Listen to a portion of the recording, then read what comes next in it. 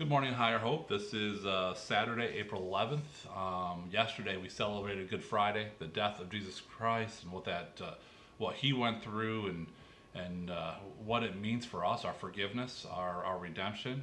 And tomorrow we get to celebrate Easter, or the Resurrection Sunday, the day where we celebrate Jesus rising from the dead, that He beats death for us. And those are two incredible holidays, probably the high points of the year, Friday and Sunday, and I love, there's different statements with this, but without a death, there can't be a resurrection. Without Friday, there is no Sunday. And so, it provides hope and encouragement for us that even in our difficult times, the resurrection day is coming. There's good things coming. God is going to work and God's going to show up. But between Friday and Sunday, there is a day.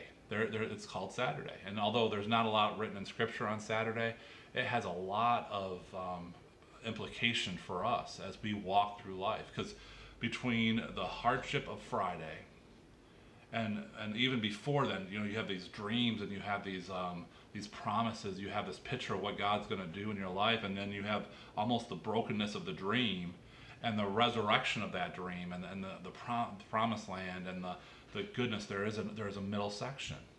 For the Israelites, it was the slavery and the toughness of Egypt, and then the promised land, and the land flowing with milk and honey that they were promised that they get to experience. For David, it's this being anointed king of Israel, like he's going to be king someday, and then becoming king and reigning. And then there's Joseph, this dream. He has these dreams about being able to have his brothers bow down, and he was going to be a leader and someone who's going to rescue his brothers and his family. And then when it actually happens, but in between the dream and the realization of that dream, between God's promises and God showing up in those promises, is this middle day called Saturday. It's the day of wrestling. It's a day of wonder. It's a day of just wondering what God's going to do, if He's going to do something. It's a day of doubt. It's a day of wanting to turn back. It's a day of frustration. It's basically a day where God is silent sometimes. God doesn't say a whole lot on Saturday. In fact, the Bible doesn't have a whole lot written on Saturday, what the disciples did and what was going on. It's kind of a silent day. And there are times in our life when God is silent.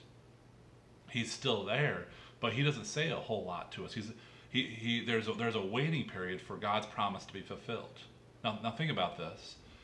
For Israel, they left Egypt, and then they went to the promised land, but they went through the desert. A period of time where they had to travel, face obstacles, difficulties. They kept wanting to turn back, but before they could get to the promised land, they had to travel through the desert. Joseph, he had this dream of rescuing his family and his brothers bound down to him, the dream that God promised. And he spent 13 years waiting for that dream to come to pass in prison and as a slave. 13 years wondering what God was doing, whether that was even going to happen or not. We have David, who is anointed king, and then he kills Goliath and has all these people singing songs about him. And then it was a while before he actually got to experience becoming king. He ended up running away and hiding from Saul. And what I'm saying is that in life, there's God's dream, and then there's going to be a wall. There's going to be some difficulty. There's going to be a Friday, and there's going to be a Sunday, but there's probably going to be a Saturday. And so in this time of your life, I don't know if you're living the Saturday, you're maybe in this quarantine and you're wondering when it's going to end, what God's doing in it. Maybe you have other situations in a relationship or a job, and you know that God has plans for you, and you're wondering what they are and why He's not showing up. Don't give up hope, because Sunday's coming. There's Good Friday, when Jesus takes care of it all, pays it all. And there's a Resurrection Sunday coming. But there's also a waiting of Saturday, and in that waiting, I think David says this over and over in the Psalms, but I will trust in you. I will wait patiently for the Lord. I will sit in this moment of in-between, of wonder, and say, all right, God, do what you want in us. Because it's also a time of testing, of development for us. The Israelites changed, or should have changed, because they were in the desert. Joseph, God had to develop him in the 13 years he spent as a slave and in prison.